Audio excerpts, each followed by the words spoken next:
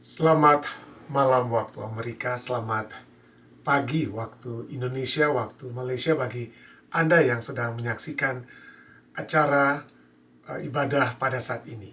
Kita tidak bersama-sama secara live, tetapi puji Tuhan kita tetap dapat atau Anda dapat kembali mempelajari firman Tuhan dengan mempelajari pelajaran sekolah sahabat kita pada saat ini. Kita akan memulaikan dengan doa yang akan saya bawakan pada saat ini. Bapa yang penuh kasih dalam takhta kerajaan surga, kembali pada saat ini kami anak-anakmu dapat bersama-sama untuk mempelajari firman-Mu dari pelajaran sekolah sahabat yang akan kami pelajari pada saat ini. Kiranya Engkau akan menguasai hati dan pikiran kami. Kiranya Engkau akan memberikan Roh Kudus-Mu yang membawa kami untuk melihat seluruh kebenaran-Mu, untuk melihat segala kehendak yang ingin Kau lihat terjadi dalam kehidupan kami masing-masing. Inilah doa kami Tuhan, inilah permohonan yang hamba bawa dalam nama Yesus Kristus, Tuhan dan Juru Selamat nebus kami. Amin. Baik saudara sekalian, pada sepanjang minggu ini kita memiliki satu judul yang sepertinya agak ironis, tapi sesungguhnya adalah satu hal yang merupakan bagian dari manifestasi ataupun dari karakter Allah itu sendiri, yaitu Allah yang memiliki keadilan dan Allah yang memiliki kasih. Dan judul kita adalah murka dari kasih ilahi.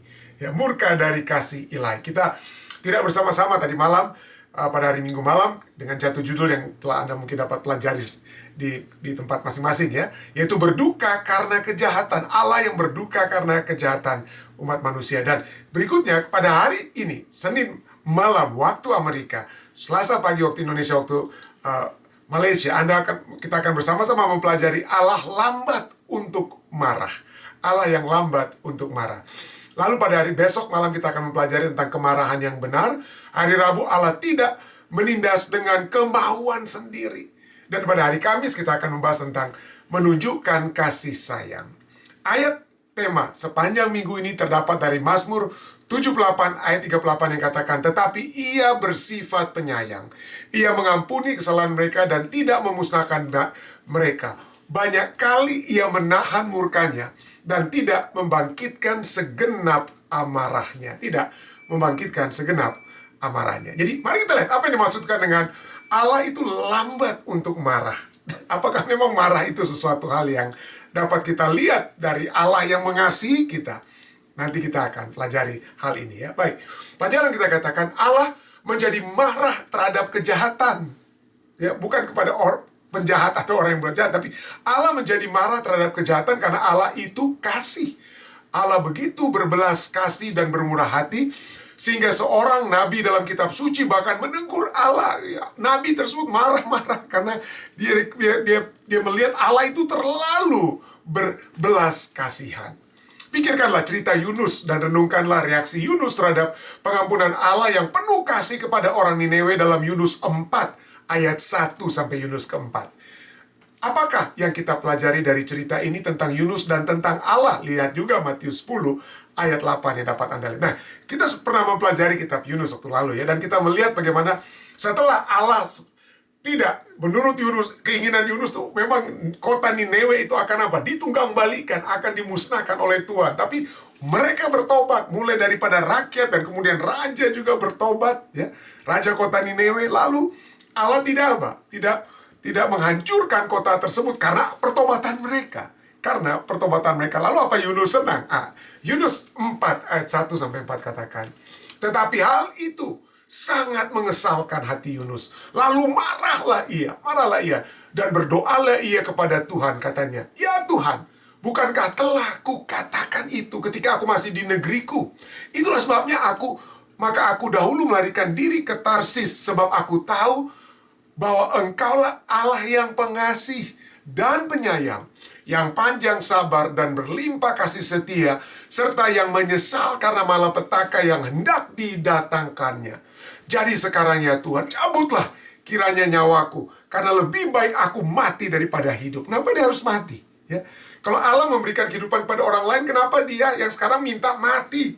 Pada saat Allah memberikan kehidupan kepada orang lain, ya karena dia sebagai nabi dan lain sebagainya, seperti seakan-akan dia itu dapat dipermalukan. Wah, kamu ini, apa yang kamu katakan itu ternyata tidak benar. Atau mungkin seperti kita akan pelajari sebentar, karena dia ingin bangsa atau Niniwe ini yang orangnya jahat-jahat ini memang betul-betul dimusnahkan. Jadi Begitu itu tidak terjadi, dia tersinggung ya. Dia tidak senang, dia mau ada balas dendam yang terjadi dengan kata lainnya. Jadi sekarang ya Tuhan, cabutlah kiranya nyawaku, karena lebih baik aku mati daripada hidup.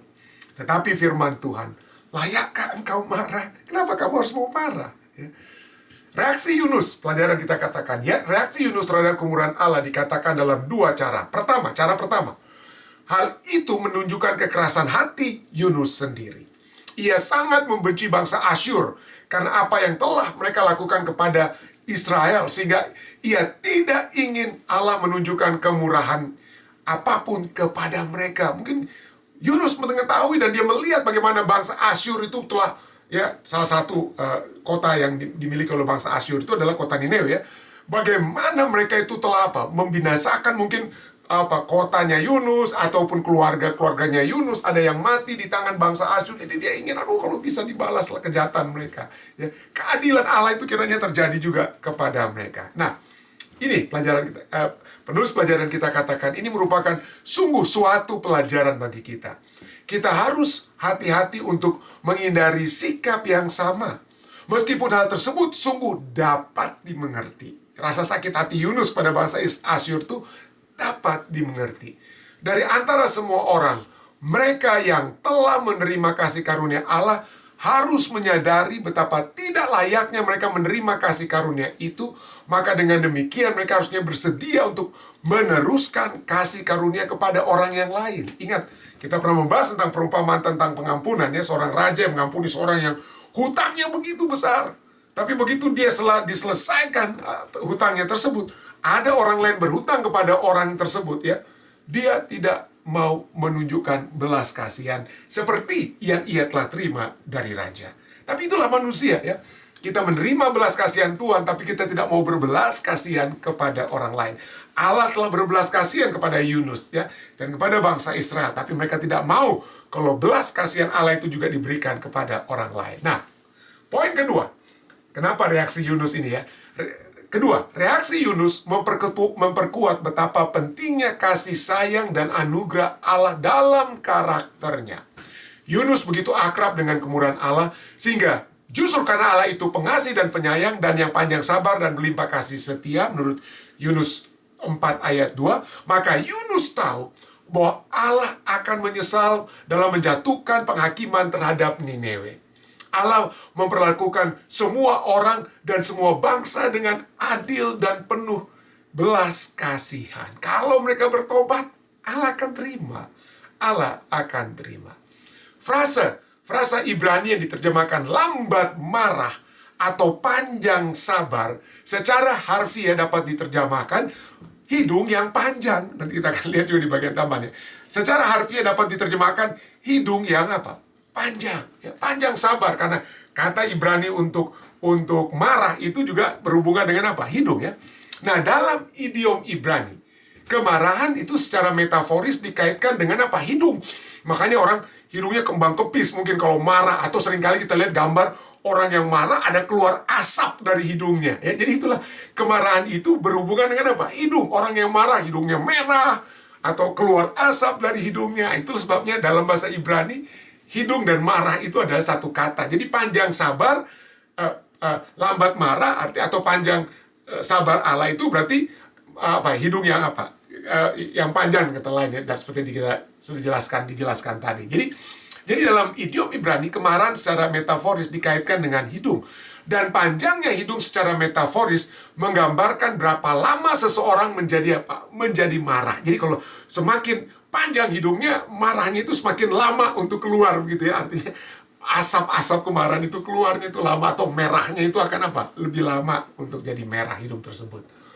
Dengan demikian, penyebutan Allah berhidung panjang menjelaskan bahwa Allah lambat marah dan panjang sabarnya. Meskipun tidak butuh waktu lama bagi manusia untuk menjadi marah, kita itu gampang sekali marah, hidung kita pendek dan kata lainnya. Allah sangat panjang sabar, serta mencurahkan rahmat secara cuma-cuma dan limpah. Namun tanpa membenarkan dosa atau menutup mata terhadap ketidakadilan.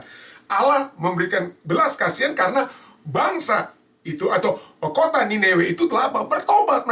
menyesali dosa-dosa mereka. Mereka meninggalkan dosa-dosa mereka. Jadi pada saat Allah menunjukkan belas kasihan itu bukan berarti dia sedang menutup mata terhadap kesalahan dan dosa mereka. Tidak, ya. Jadi tanpa dia tidak membenarkan dosa atau menutup mata terhadap ketidakadilan waktu ia menunjukkan kasih sayang atau belas kasihannya. Sebaliknya, Allah sendiri yang melakukan penebusan karena dosa dan kejahatan melalui salib. Sehingga ia menjadi adil sekaligus membenarkan orang-orang yang percaya kepadanya. Anda bisa baca itu ayat-ayatnya dalam Roma 3 ayat 25 dan 26. Pertanyaan bagi kita semua. Pernahkah Anda gagal menunjukkan kemurahan atau kasih karunia kepada seseorang yang berbuat salah kepada Anda atau kepada saya? Kita dapat senang kalau kita diampuni dosa-dosa kita, ya. Kita diampuni dosa kita oleh Allah, ya, atau dimaafkan kesalahan pelanggaran kita oleh manusia sekalipun. Tapi begitu orang lain yang bikin kita sakit hati, waduh, kita seperti sukar untuk memaafkan orang tersebut, ya. Jadi bagaimanakah Anda bisa, pelajaran kita pernah katakan, bagaimanakah Anda bisa mengingat dengan baik apa yang telah Allah lakukan bagi Anda, sehingga Anda menjadi lebih bermurah hati kepada orang lain sebagai respon terhadap kasih karunia yang berlimpah yang Allah tunjukkan kepada Anda. Dan bagaimanakah kita menunjukkan kemurahan dan kasih karunia, namun tanpa membiarkan dosa atau membiarkan pelecehan dan penindasan, ya. Jadi inilah pertanyaan-pertanyaan yang dapat Anda renungkan. Dapat Anda apa?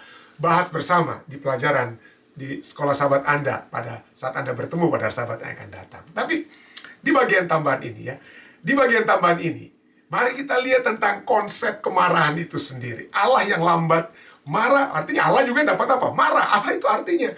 Marah itu, kemarahan tersebut, apakah itu hal yang positif atau negatif? Bagaimana itu bisa menjadi hal yang positif? Dan bagaimana itu yang negatif, marah yang negatif? Nah, kata marah atau dalam bahasa Inggris itu anger. Menurut Merriam-Webster dikatakan a strong feeling atau perasaan tidak senang yang kuat, yang biasanya antagonistik terhadap atau melawan sesuatu. Kita menyebabkan kita apa? Akan apa? Antagonistik terhadap orang atau sesuatu yang apa? Yang kita marahi tersebut, ya. Dan kita sudah pernah dan kita akan pernah menyelidiki sedikit tentang kemarahan ini, ya. Artikel yang terbaru yang dapat saya peroleh, ya, dari Atlantic Behavioral Health katakan mengapa orang memiliki masalah kemarahan dan bagaimana kita menelusuri akar daripada kemarahan tersebut. Nah, dalam artikel ini dia katakan, mari kita melihat, ya, bagaimana itu, apa yang menyebabkan orang itu marah, ya. Di artikel ini dikatakan bahwa perjalanan menuju manajemen supaya Anda dapat mengatur, ya, mengurus kemarahan Anda, perjalanan menuju manajemen kemarahan yang efektif itu dimulai dengan mengidentifikasi apa yang membuat kita itu marah. Anda harus dapat merenungkan, kenapa saya orangnya pemarah, kenapa saya suka marah-marah. Anda harus menyadari bahwa Anda sedang marah atau tukang marah, ya. Yang pertama Anda harus lihat itu, kenapa saya marah? Kenapa saya marah? Nah, terkadang pemicu kemarahan kita itu adalah bersifat eksternal, sesuatu yang terjadi dari luar, apa yang kita tidak lakukan atau kita tidak kuasai, tapi diberikan kepada kita dari luar. Nah, itu yaitu misalnya tekanan atau stres, ya, dan tantangan kehidupan sehari-hari, ya. Tantangan kehidupan sehari-hari, ada orang anak kita mungkin yang nakal dan lain sebagainya, atau rintangan yang diberikan kehidupan kepada kita. Jadi eksternal, ya, sesuatu yang orang perbuat terhadap kita atau sesuatu terjadi kepada kita. Tetapi selain itu ada juga yang internal, ya. Ada yang terjadi dari dalam diri kita sendiri. Apa misalnya? Di lain waktu, akar daripada kemarahan kita itu terkubur di dalam masa lalu kita. Dalam trauma-trauma yang belum terselesaikan, yang terus menghantui kita. Pada saat Anda masih kecil, ada yang melecehkan Anda, ada yang menyakiti Anda, ya. Perlakuan yang begitu keras terhadap Anda, dan itu membuat Anda kesal dan terus marah. Itu Anda tidak mengampuni orang yang bersalah kepada Anda. Itulah trauma yang belum terselesaikan yang terus menghantui kita dan menyebabkan kita ingin balas kepada orang yang pada saat kita waktu kecil kita tidak bisa balas. Sekarang kita bisa balas mungkin kepada orang lain yang kita marah-marahi, ya. Dan terkadang, menurut artikel ini, dan terkadang kemarahan merupakan gejala dari kondisi kesehatan mental kita. Itu dari internal. Misalnya kita yang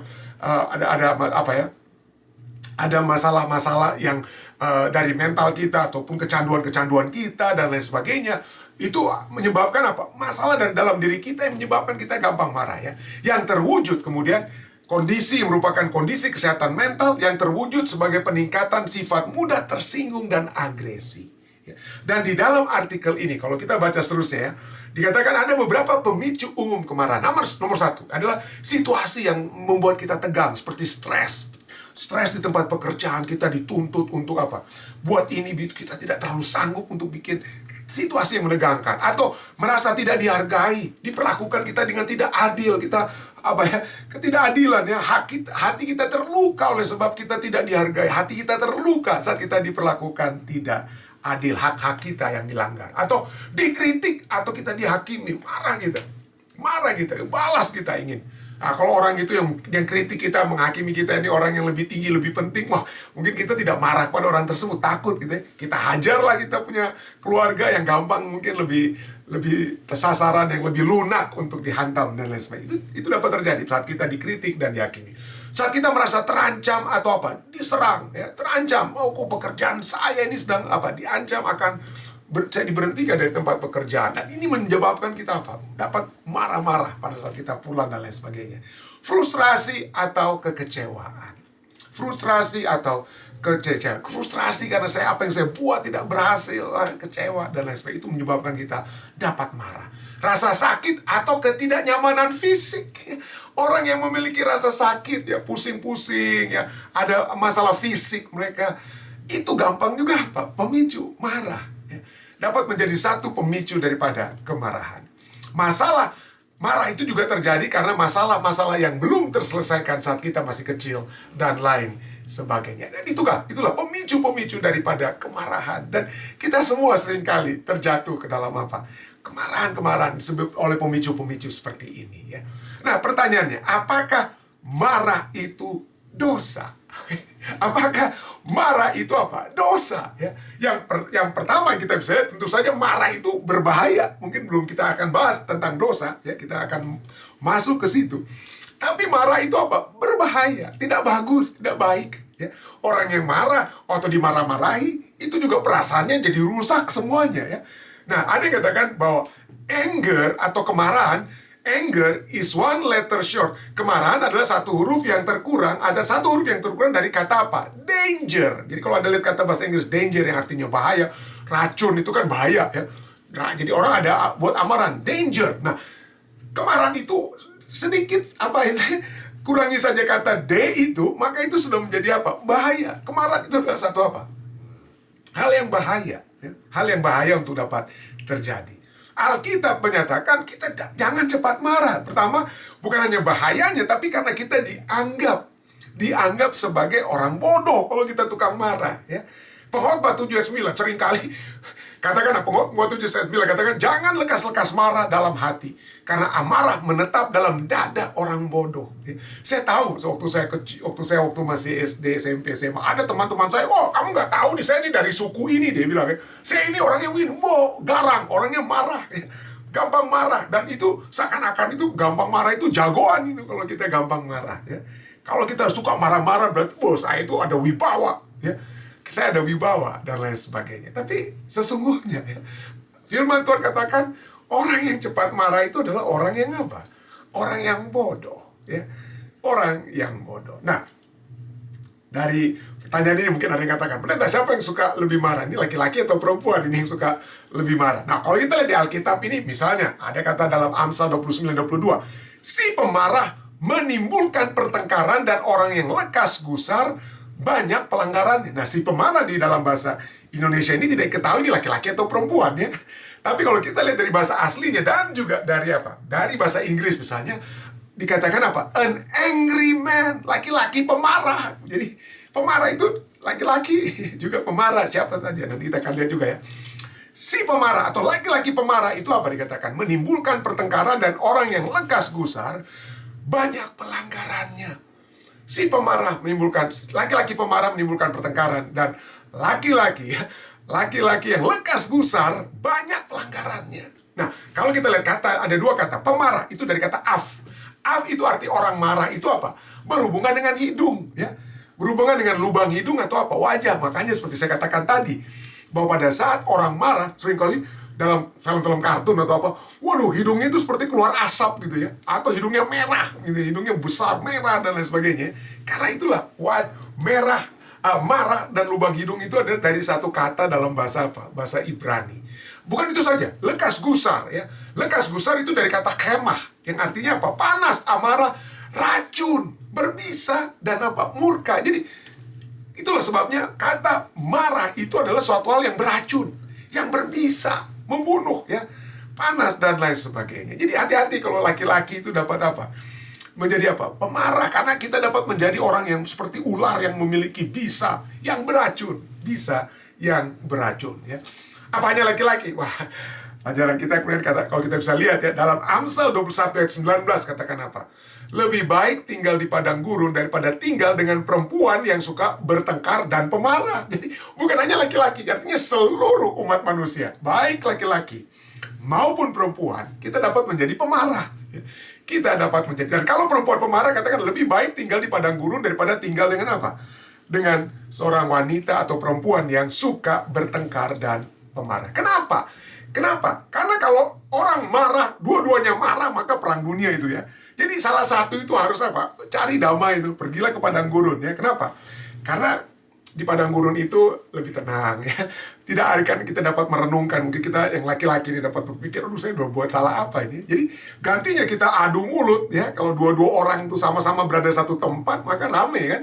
Jadi salah satu, khususnya laki-laki itu harus apa? Pergi dulu lah, merenungkan kenapa ini sampai salah. Bukan hanya ini, bukan hanya ke padang gurun ya, bukan hanya cari tempat yang apa?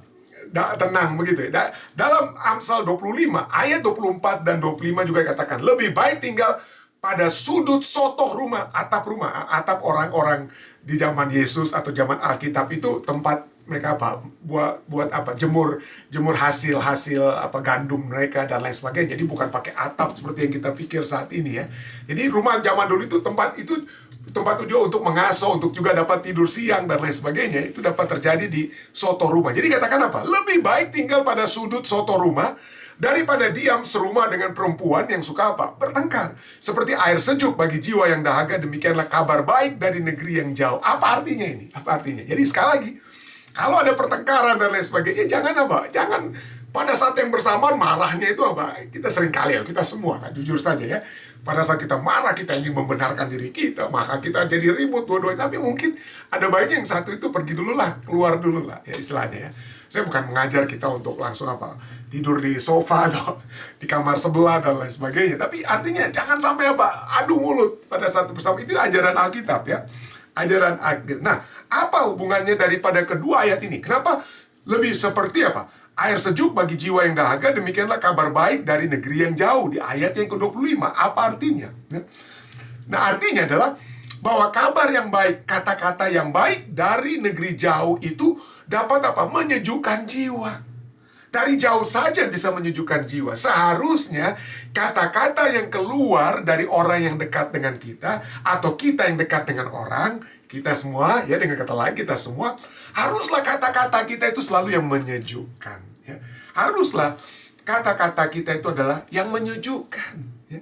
Yang membuat damai, yang membawakan kedamaian ya. Itulah yang seharusnya terjadi dari kedua pihak, baik laki-laki maupun apa perempuan ya. Dan itulah sebabnya di dalam Amsal 31 ayat 26 berbicara tentang wanita yang dapat memberikan perkataan yang bijak, yang menyejukkan ya.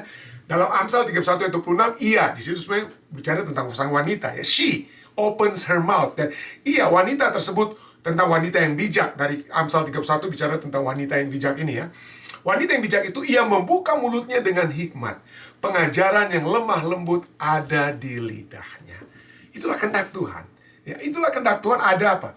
Hal yang lemah lembut yang seharusnya keluar dari dalam lidah kita. Kenapa? Kalau pertengkaran itu pada saat yang bersamaan marah, pada saat yang bersamaan tidak ada yang mengalah sedikit untuk dapat apa? Keluar sedikit dari apa? Kepanasan yang, atau keracunan yang sedang terjadi, maka itu bahaya ya. Tidak heran seorang yang menyatakan apa ya? Bahwa kita diingatkan bahwa amarah tidak menyelesaikan apapun. Amarah tidak membangun apapun, tidak. Tetapi dapat menghancurkan segalanya. Jadi poin pertama yang kita lihat sini bahwa amarah itu tidak baik. Marah-marah itu tidak baik. Pertanyaan berikutnya, apakah marah itu sendiri yang tidak baik itu dosa? Apakah kembali marah itu adalah apa? Dosa. Ingat definisi tadi daripada dosa itu adalah kita itu marah kepada apa? Sesuatu, ya, kepada sesuatu. Nanti kita akan lihat kembali, ya. Tapi apakah marah itu dosa? Alkitab katakan dalam Mazmur 4 ayat 5, biarlah kamu marah, tetapi jangan berbuat dosa. Jadi boleh kita marah yang tidak apa? Berdosa. Bagaimana caranya? Ya. Yang bagaimana marah yang tidak berdosa? Inilah. Kemudian dikatakan, berkata-katalah dalam hatimu di tempat tidurmu, tetapi tetaplah apa? Diam. Jadi ada marah yang dapat terjadi tanpa harus menghancurkan orang lain dengan kata-kata kita. Seringkali kita manusia kalau kita sedang marah, maka kita menggunakan kata-kata itu untuk membunuh orang lain. Ya. Dengan apa? Serangan demi serangan yang kita apa? Katakan yang mungkin kita hanya sekedar pada saat kita marah itu kita lepaskan. Tapi yang menerima perkataan tersebut akan ingat seumur hidup, saudara. Dia akan ingat seumur hidup. Semua perbuatan baik kita, semua perbuatan baik Anda itu tidak ada artinya pada saat satu kata keluar dari mulut kita yang menyakiti orang tersebut, yang menyebabkan dia akan apa? Ingat. Jadi hati-hati dengan perkataan kita kalau kita marah. Jangan sampai itu menjadi satu hal yang apa? Berdosa. Ya, perkataan yang kita keluar itu. Hati-hati. Berikutnya apalagi standar untuk marah yang tidak berdosa. Nah, ini dia. Efesus 4 ayat 26. Rasul Paulus katakan kemudian, ya. Ada batas daripada kemarahan, ada batas waktu dari kemarahan, ya. Itu apa batas waktunya? Efesus 4 ayat 26 katakan, apabila kamu menjadi marah, janganlah kamu berbuat dosa. Kembali kalimat sama dari Mazmur 4 ayat 5 itu dikatakan di dalam Efesus 4 ayat 26. Apabila kamu menjadi marah, janganlah kamu berbuat apa? Dosa. Bagaimana caranya? Janganlah matahari terbenam sebelum padam amarahmu. Jadi selesaikan, ya. Pikirkan dan biarkan. Nah, kembali. Bagaimana kita mengetahui marah yang oke dan marah yang tidak oke? Marah yang positif, marah yang negatif, ya.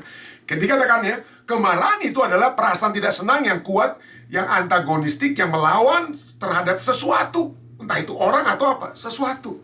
Jadi, mari kita lihat bahwa marah itu terhadap apa? Sesuatu. Sesuatu itulah yang membuat kemarahan kita itu benar atau tidak benar. Jadi, mari kita lihat sekarang. Pada saat saya marah ini, ya, apa istilahnya, apa yang menjadi sumber atau apa, ya? Apa pusat kemarahan kita itu apa? Pusat kemarahan kita itu apa? Karena harga diri saya yang seperti pemicu-pemicu tadi kita sudah bahas, ya. Apakah harga diri saya? Apakah masa lalu saya yang belum terselesaikan? Kemarahan dari masa lalu saya? Apakah karena ada stres di tempat pekerjaan dan lain sebagainya makanya saya marah? Apa yang penyebab? Sesuatu apa yang kita marahi? Dengan kata lain, sesuatu apa yang kita marahi? Nah, kita lihat di sinilah. Inilah membedakan antara kemarahan ilahi dan kemarahan manusia, ya. Kenapa? Mari kita lihat loh. Amarah Allah itu berbeda dengan amarah manusia. Allah kan maha suci. Allah kan maha benar, ya, yang tidak menerima dosa. Jadi pada saat dia marah terhadap sesuatu itu adalah dosa. Yang sesuatu itu adalah dosa. Allah itu marah pada dosa. Apakah ia berdosa saat ia marah terhadap dosa? Tentu saja tidak, ya. Marah terhadap dosa artinya ia menginginkan kehancuran daripada dosa. Dan kalau dosa itu hancur, dengan kata lain, maka itulah marah yang benar, ya. Marah yang tidak berdosa. Marah yang benar, marah yang tidak berdosa, atau marah yang benar. Itulah sebabnya di sini dibedakan dalam Yakobus 1 ayat 20 katakan apa? Sebab amarah manusia tidak mengerjakan kebenaran di hadapan Allah, ya. Amarah manusia itu tidak benar. Kenapa? Karena yang dia marahi itu adalah apa? Orang-orang yang mungkin telah menyinggung hatinya dan lain sebagainya, yang mengurangi kesenangannya, masa depannya dan lain sebagainya, hati yang hancur dan lain sebagainya pada saat itu. Tapi itulah kemarahan manusia. Tapi itu tidak mengerjakan kebenaran di hadapan apa? Di hadapan Allah. Kenapa? Karena kebenaran Allah itu adalah apa? Amarah Allah itu adalah menghasilkan kebenaran. Dosa itulah yang dimarahi oleh apa? Dosa itulah yang dimarahi oleh Tuhan. Baik, mari kita terus lihat. Apa penyebab kemarahan itu? Penyebab kemarahan Allah nomor satu yang kita sudah lihat ini, yang poin utama maksud saya adalah Allah marah terhadap apa? Dosa. Dan dia tidak ingin dosa itu terus menjadi masalah bagi manusia. Bagaimana dengan manusia? Kenapa manusia marah? Apa penyebab kemarahan manusia yang tidak benar? Yakobus 4 ayat 1 dan 2 katakan, dari manakah datangnya sengketa dan pertengkaran di antara kamu? Bukankah datangnya dari hawa nafsumu yang saling berjuang dalam tubuhmu? Kamu mengingini sesuatu, tetapi kamu tidak memperolehnya. Lalu kamu membunuh. Kamu iri hati, tetapi kamu tidak mencapai tujuanmu. Yang ingin memiliki sesuatu yang dimiliki oleh orang lain, tapi kamu tidak mencapai tujuanmu. Lalu kamu bertengkar dan kamu berkelahi. Kamu tidak memperoleh apa-apa karena kamu tidak berdoa. Nah, pada saat Mazmur berkata tadi kita sudah baca Mazmur 4 ayat 5, kalau kamu marah jangan sampai berdosa. Kalau Anda baca sebelumnya dalam Mazmur 4 itu, kenapa tidak berdosa? Karena dia tidak marah, karena dia percaya kepada Tuhan. Dia percaya kepada Tuhan. Dia tidak perlu marah kepada sesama, karena dia percaya Tuhan yang akan balas, Tuhan dan lain sebagainya. Tapi manusia ini beda. Yang tidak percaya kepada Tuhan ini dia ingin bertengkar karena hawa nafsu kita. Hawa nafsu kita. Dan akibatnya kita dikatakan kamu tidak memperoleh apa-apa, tidak menghasilkan apa-apa karena kamu tidak berdoa, tidak menyerahkan masalah kamu itu kepada Tuhan. Jadi amarah manusia adalah hawa nafsu. Adanya kepentingan diri dan kesombongan. Kepentingan diri. Ya, kita marah kenapa kita tidak bisa seperti yang dimiliki oleh orang lain dan lain sebagainya dan lain sebagainya. Kita mengingini sesuatu tidak kita capai, kita marah. Kita marah ya. Nah, kalau kita lihat, coba kita lihat ya. Ini Yakobus ini sedang merujuk kepada satu peristiwa di kitab Perjanjian Lama, peristiwa yang terkenal di Perjanjian Lama oleh sebab hawa nafsu yang menyebabkan ada yang bertengkar, ya ada yang berkelahi dengan yang lain, dan ada yang Ada yang terbunuh. Ya, apa di sini ya? Seseorang yang mengingini sesuatu, lalu dia tidak memperoleh yang diingini olehnya, orang lain memperoleh yang tidak dia peroleh, lalu akhirnya Dia membunuh. Apa itu? Tidak lain tidak bukan apa yang terjadi dalam kitab Kejadian 4 ayat 6 dan 7. Firman Tuhan kepada Kain, mengapa hatimu panas? Bahasa Inggrisnya, why are you angry? Mengapa hatimu panas dan mukamu muram? Apakah mukamu tidak akan berseri jika engkau berbuat baik? Tetapi jika engkau tidak berbuat baik, dosa sudah mengintip di depan pintu. Ia sangat menggoda engkau. Tetapi engkau harus berkuasa atasnya. Ya. Jadi disinilah kita melihat bahwa kita dapat marah, tapi tidak berdosa. Bagaimana caranya? Kalau kita terus bergantung kepada Tuhan. Dan kita mengintrospeksi diri kita, kenapa kita ini marah. Ya. Dan kalau kita marah itu, apakah itu sesuatu yang memberikan sesuatu hal yang baik? Marahnya Allah adalah untuk sesuatu yang sesuatu yang baik. Ya. Marahnya Allah sesuatu baik. Dia ingin manusia itu selamat. Dia tidak ingin ada yang binasa. Dia marah terhadap dosa. Dia menegur manusia yang berdosa. Hei, tinggalkan dosamu. Tinggalkan dosamu. Dia menghasilkan kebaikan. Tetapi kemarahan manusia tidak menghasilkan kebaikan. Itulah sebabnya Allah berkata kepada Kain, tetapi jika engkau tidak berbuat baik. Ya, kalau saya marah kepada istri saya, kalau saya marah kepada anak-anak saya, atau Anda marah kepada suami atau anak-anak Anda kepada orang tua Anda, apakah tujuannya itu baik?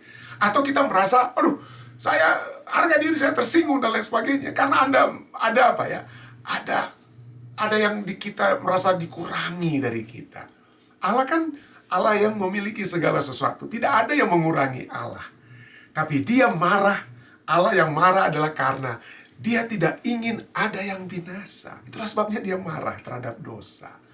Dia marah terhadap dosa. Tetapi dia mau supaya kita bergantung kepada dia. Pada saat kita marah, jangan sampai matahari terbenam. Pada saat kita marah, biarlah kita marah dengan bergantung kepada Tuhan. Itulah sebabnya kembali kepada Mazmur 4 ayat 5. Tadi kita sudah baca. Biarlah kamu marah tetapi jangan berbuat dosa. Berkata-katalah dalam hatimu, introspeksi dirimu dalam dirimu sendiri, di tempat tidurmu dan tempat lain. Tetapi tetaplah diam. Pikirkanlah, apakah saya sedang marah untuk satu hal yang baik? Kalau saya marah terhadap istri saya, kepada anak-anak saya, kepada orang tua saya, apakah karena saya ada yang ingin terjadi yang baik? Ya, karena ada dosa yang seharusnya tidak terjadi. Dan kalau itu yang menjadi Kalau itu menjadi tujuan kita, hal yang baik, hal yang benar, karena kita marah adanya keberdosaan, silakan marah dengan kata lainnya. Silakan apa? Silakan marah. Itulah marah yang tidak berbuat dosa. Allah kita adalah Allah yang marah terhadap dosa. Dan tentu saja dia bukanlah Allah yang berdosa. Kiranya ini dapat membawa kita untuk dapat merenungkan ya pada saat kita marah. Adakah itu untuk suatu hal yang baik? Adakah itu untuk suatu yang membawa kita kepada kebenaran? Kiranya itu menjadi bagian kita semua ya. Saya bawa ini dalam nama Yesus. Amin. Baik, saudara-saudara sekalian, karena kita tidak live ya, saya tidak bisa melihat keberadaan Anda ataupun pertanyaan-pertanyaan Anda ataupun permohonan-permohonan doa Anda, tapi jangan khawatir, silakan cantumkan saja, tolong. Tetap bagikan acara ini kalau Anda sedang mengikuti atau melihat acara ini, dapat terus Anda bagikan. Dan jika ada hal-hal yang ingin untuk didoakan, silakan tulis di bagian komentar ya. Di Facebook Live, ataupun di Facebook, ataupun di YouTube Live. Tim doa kami akan mendoakan permohonan-permohonan doa Anda. Mari kita satu dalam doa. Bapa yang penuh kasih dalam tahta kerajaan surga, terima kasih Tuhan. Kembali pada saat ini kami telah menyelesaikan pembahasan sekolah Sabat sehubungan dengan Engkau yang lambat marah. Bukan karena Engkau merasa terhina oleh sebab manusia yang salah dan lain sebagainya. Bukan karena ada yang dikurangi dari dalam dirimu Tuhan. Tetapi justru karena Engkau ingin melengkapi kami. Engkau ingin agar kebenaran, ya, hal yang benar terjadi dalam kehidupan kami. Dan karena Engkau tidak mengingini dosa terus-menerus melekat dalam kehidupan kami umat-umat manusia. Engkau ingin tidak ada seorang pun yang binasa, melainkan semua kami dapat memperoleh kehidupan yang kekal. Terima kasih untuk pelajaran ini Tuhan. Dan ajarlah kami Tuhan untuk memiliki kemarahan yang tidak berdosa. Kemarahan yang tetap melihat hal yang baik saja dapat terjadi. Dan kemarahan yang pada saat itu terjadi kami tetap dapat menyerahkan kemarahan tersebut kepadamu. Tetap percaya bergantung sepenuhnya kepadamu saja Tuhan. Terima kasih. Engkau sudah mendengar dan menjawab doa kami Tuhan. Kami mohonkan kiranya penyertaan-Mu, kiranya berkat-berkat-Mu akan menjadi bagian kami semua. Inilah doa dan permohonan yang hamba bawa dalam nama Yesus Kristus, Tuhan dan Juru Selamat menebus kami. Amin. Sekali lagi terima kasih banyak saudara yang sudah bersama-sama. Sampai bertemu kembali di waktu yang akan datang. Tuhan memberkati kita semua.